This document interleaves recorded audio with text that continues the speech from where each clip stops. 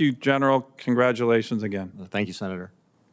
Now I recognize Senator Peters to defend the honor of Michigan in his rebuttal. I love Michigan, but Billy Mitchell never talked about Michigan. Well, welcome, General. Congratulations on your nomination. I did listen with interest to my colleague from Alaska saying we're going to get 5,000 KC-46s. Did I miss an announcement? Are you ready to announce today that we're going to get more than that I had anticipated? I am not prepared for that one. Well, it's great to see you here, General. And as you know, recapitalizing military aircraft is absolutely vital for us to stay ready for the future fight.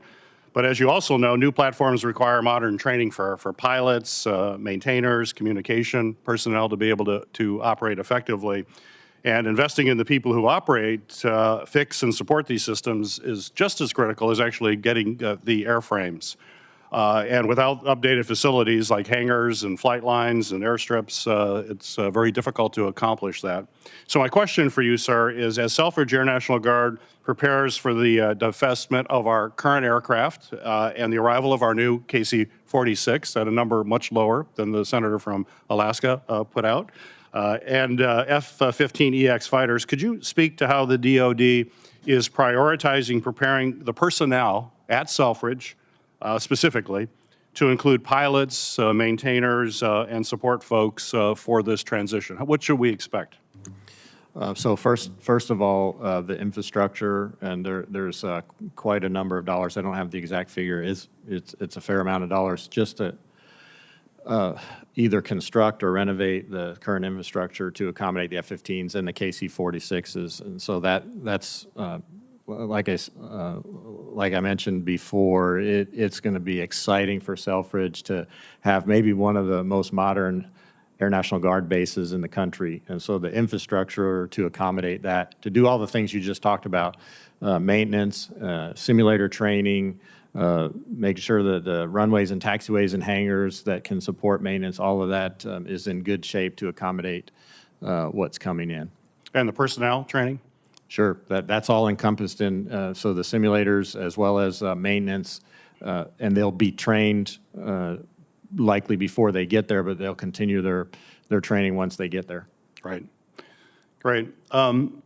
General, I've received several classified briefings about the Air Force's Collaborative Combat Aircraft Program, and I certainly understand the critical importance of how CCAs are going to literally transform air dominance. And as you well know, but folks listening, these are autonomous systems which will work in tandem with manned fighters, including the F-15EX. And I've heard that even KC-46s are a potential platform as we think through how we operate these aircraft in the future. And they're going to basically increase lethality and decrease risk to manned platforms. I'm happy to learn that the CCA program remains on time and on budget. I think it serves as a model for successful collaboration between the Air Force and industry. But as this program continues to develop, I remain hopeful that this cutting-edge technology will also be concurrently fielded in the Air National Guard.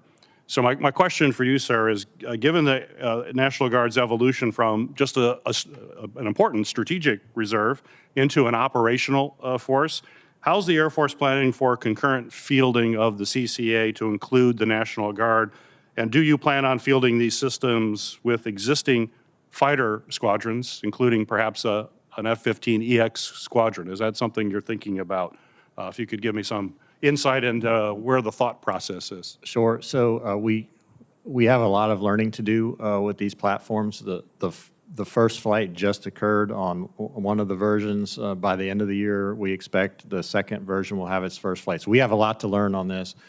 We're thinking that they're not going to be embedded in current fighter squadrons, but rather they're going to be their own squadrons, and they'll be dispersed, and there'll be a strategic basing process with these.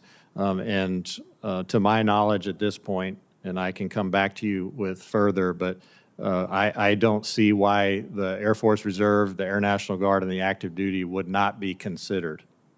Great. Well, I'd love to have further conversations with you if confirmed, and I'll look forward to having that. Thank you. Thank you, General. Thank you.